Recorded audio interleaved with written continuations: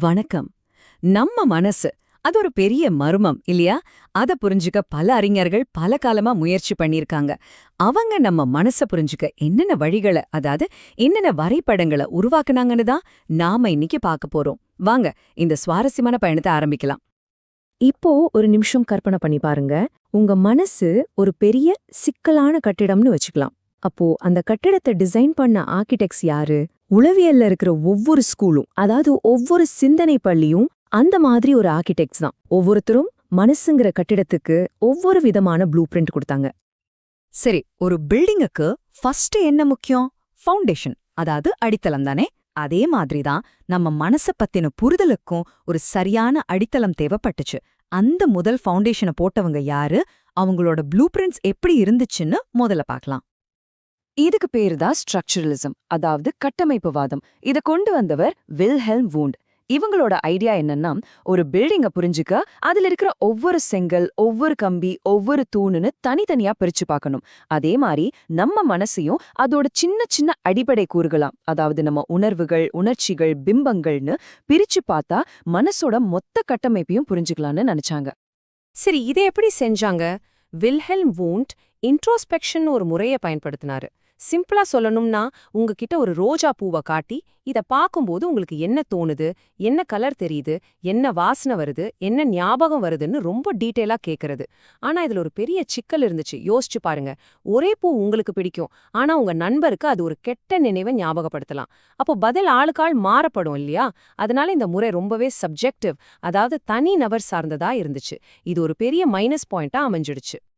அப்பதான் William James ஒரு சூப்பரான விஷயத்த சொன்னாரு. அவர் என்ன சொல்றாருன்னா, நம்ம நனவு, அதாவது கான்ஷியஸ்னஸ், ஒன்னோட ஒன்னு சேர்த்த மாதிரி இல்ல, அது ஒரு நதி மாதிரி ஓடிக்கிட்டே இருக்குன்னு சொன்னாரு. இது மனச பத்தின பார்வைய அப்படியே மாத்தி போட்டுச்சு. மனசுங்கிறது ஒரு ஸ்டேஷனரியான பில்டிங் இல்ல, அது ஒரு ஓடுற நதின்னு சொன்னாரு. இவங்க தான் ஃபங்க்ஷனலிஸ்ட்ஸ், அதாவது செயல்பாட்டியாளர்கள். இவங்க பில்டிங்ல என்ன செங்கல் இருக்கு, என்ன சிமெண்ட் இருக்குங்கிறது முக்கியம் இல்ல, அந்த பில்டிங் எதுக்கு யூஸ் ஆகுது, அதோட ஃபங்க்ஷன் என்ன அப்படின்னு கேட்டாங்க. அதாவது நம்ம எண்ணங்களும் நடத்தைகளும் எதுக்கு இருக்கு, அது நம்ம உயிர் வாழவும் இந்த உலகத்துல அனுசரிச்சு போகவும் எப்படி உதவுதுன்னு யோசிச்சாங்க. இதுதான் அவங்களோட முக்கியமான கேள்வி.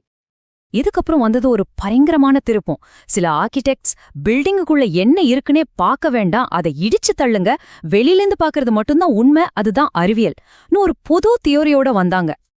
இவங்க பேரு தான் பிஹேவியரிஸ்ட்ஸ், அதாவது நடத்தைவாதிகள். இவங்களை பொறுத்த வரைக்கும் நம்ம மனசு ஒரு பிளாக் பாக்ஸ் மாதிரி. அந்த பெட்டிக்குள்ள என்ன நடக்குது, என்ன யோசனை ஓடுது, என்ன ஃபீலிங்ஸ் இருக்கு, இதெல்லாம் நமக்கு தேவையில்லாத விஷயம். நாம பார்க்க வேண்டியது ஒன்னே ஒண்ணுதான், வெளியில இருந்து ஒரு தூண்டுதல், அதாவது ஸ்டிமுலஸ் வந்தா அதுக்கு என்ன பதில், அதாவது ரெஸ்பான்ஸ் வருது. அவ்வளவுதான் psychology. John Watson, B F. Skinner மாதிரி ஆட்கள் இதுல முக்கியமானவங்க. இவங்க கண்டிஷனிங், அதாவது பழக்கப்படுத்துதல் பத்தி பேசுனாங்க. ஒரு கிளாசிக் உதாரணம் இருக்குல்ல, ஒரு நாய்க்கு மணி அடிச்சா எச்சில் சுரக்காது, ஆனா ஒவ்வொரு தடவையும் மணி அடிச்சிட்டு சாப்பாடு வச்சா கொஞ்ச நாள்ல மணி சத்தம் கேட்டாலே போதும் நாய்க்கு எச்சில் சுரக்க ஆரம்பிச்சிடும். இது மாதிரி நம்ம நடத்தைகள் எல்லாமே இப்படி பழக்கப்படுத்தப்பட்டதுதான் அவங்க சொன்னாங்க. இதனால சைக்காலஜி இன்னும் கொஞ்சம் சயின்டிஃபிக் ஆச்சு. ஒரு பக்கம் இப்படி பில்டிங்கோட வெளிப்புறத்தை மட்டுமே பார்த்துக்கிட்டு இருந்தப்போ, இன்னொரு பக்கம் சில ஆர்கிடெக்ட்ஸ் இல்ல பில்டிங்கோட மறைக்கப்பட்ட ரகசிய அறைகளை அதோட பேஸ்மெண்டே பார்க்காம எப்படின்னு சொல்லி மனசோட ஆழத்துக்குள்ள பயணிக்க ஆரம்பிச்சாங்க. இத நாம ஒரு சைக்கலாஜிக்கல் ஆர்கியாலஜின்னு கூட சொல்லலாம். இந்த ஃபீல்டோட பிதாமகன் சிக்மண்ட் ஃப்ராய்ட், அவர்தான் சைக்கோ அனலிட்டிக் ஸ்கூல ஆரம்பிச்சார். நம்ம மனசோட பேஸ்மெண்ட்ல, அதாவது நம்மளோட நனவெளி மனம் அல்லது அன்கான்ஷியஸ் மைண்ட்ல ஒளிஞ்சுக்கிட்டு இருக்கிற விஷயங்கள் தான் நம்ம நடத்தைகளை கட்டுப்படுத்துதுன்னு சொன்னாரு. அதை தோண்டி எடுக்கிறது தான் அவரோட வேலை. ஃப்ராய்ட் நம்ம மனசு 3 பாகமா பிரிச்சாரு. ஒன்னு ஐடு, இது நம்மளோட மிருகத்தனமான ஆசைகள், உடனடி தேவைகள் எல்லாம் சேர்ந்தது. இன்னொன்னு சூப்பர் ஈகோ, இது நம்ம மனசாட்சி மாதிரி எது சரி எது தப்புன்னு சொல்லிக்கிட்டே இருக்கோம். இந்த ரெண்டுக்கும் நடுவுல மாட்டிட்டு முழிக்கிற ஒரு நடுவர் தான் ஈகோ. இது ரெண்டையும் பேலன்ஸ் பண்ணி ரியாலிட்டிக்கு ஏத்த மாதிரி நம்மள நடக்க வைக்கும். இந்த 3க்கும் நடுவுல நடக்கிற போராட்டம் தான் நம்ம பர்சனாலிட்டியை உருவாக்குதுன்னு சொன்னாரு. பகுதிகளோட கூட்டுத்தொகையை விட முழுமைதான் பெருசு. இந்த ஃபேமஸான கோட் மனசோட உள் உலகத்தை ஆராய்ஞ்ச இன்னொரு முக்கியமான ஸ்கூலை நமக்கு அறிமுகப்படுத்துது. அதுதான் கெஸ்டால்ட் சைக்காலஜி. இந்த கெஸ்டால்ட் சைக்காலஜிஸ்ட் என்ன சொன்னாங்கன்னா, நீங்க ஒரு செங்கலை மட்டும் பார்த்துட்டு அந்த வீடு எப்படி இருக்கும்னு சொல்ல முடியாது, முழு டிசைனையும் பார்த்தாதான் புரியும்னு சொன்னாங்க.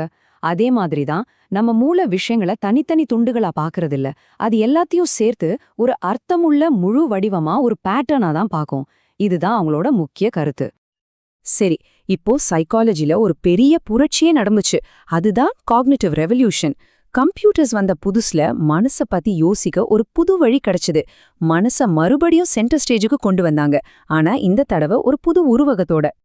நடத்தைவாதிகள் மனசு ஒரு பிளாக் பாக்ஸ்னு சொன்னாங்கல்ல, இந்த அறிவாற்றல் பள்ளி அதாவது காக்னிட்டிவ் ஸ்கூல் அந்த பிளாக் பாக்ஸ திறந்து பார்த்தது. மனசு ஒரு பிளாக் பாக்ஸ் இல்ல, அது ஒரு கம்ப்யூட்டர் மாதிரின்னு சொன்னாங்க. நம்ம எப்படி யோசிக்கிறோம், எப்படி ஞாபகம் வச்சுக்கிறோம், ஒரு பிரச்சனையை எப்படி தீர்க்கிறோம்னு மனசோட செயல்பாடுகளை ஆராய ஆரம்பிச்சாங்க. அவங்களோட ஐடியா சிம்பிள் தான். நம்ம மூளை ஒரு கம்ப்யூட்டரோட ஹார்ட்வேர் மாதிரி, நம்ம மனசோட செயல்பாடுகள் அதாவது சிந்தனை, மொழி, நினைவாற்றல் இதெல்லாம் அதுல ஓடுற சாஃப்ட்வேர் மாதிரி. இந்த ஒரு ஐடியா தெரப்பியிலிருந்து ஆர்டிஃபிஷியல் இன்டெலிஜென்ஸ் அதாவது AI வரைக்கும் ஏகப்பட்ட ஃபீல்ட்ல பெரிய மாற்றத்தை ஏற்படுத்துச்சு. ஓகே, இத்தனை ஸ்கூல்ஸ் பத்தி பார்த்தோம். அப்ப இன்னைக்கு சைக்காலஜிஸ்ட் எதை பயன்படுத்துறாங்க? உண்மை என்னன்னா, இப்ப யாரும் ஒரே ஒரு ப்ளூ பிரிண்ட்டை மட்டும் வச்சுக்கிட்ட மனசை பார்க்கறதில்ல. எல்லா ப்ளூ பிரிண்ட்ஸ்ல இருந்தும் நல்ல விஷயங்களை எடுத்து ஒரு ஒருங்கிணைந்த ஒரு மாடர்ன் கட்டமைப்பை உருவாக்குறாங்க. இன்னைக்கு இருக்கிற நவீன கண்ணோட்டங்கள் பல.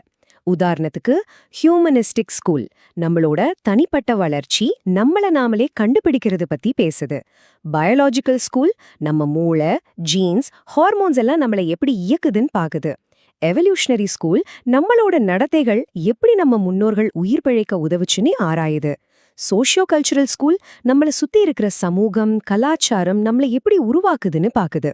பாத்தீங்களா, இப்போ மனசுங்கிற கட்டிடத்தை ஒரே ஒரு ஜன்னல் வழியா பார்க்காம பல ஜன்னல்கள் வழியா பார்க்க ஆரம்பிச்சிருக்கோம். இதுல நாம புரிஞ்சிக்க வேண்டிய முக்கியமான விஷயம் ஒன்னும் இருக்கு.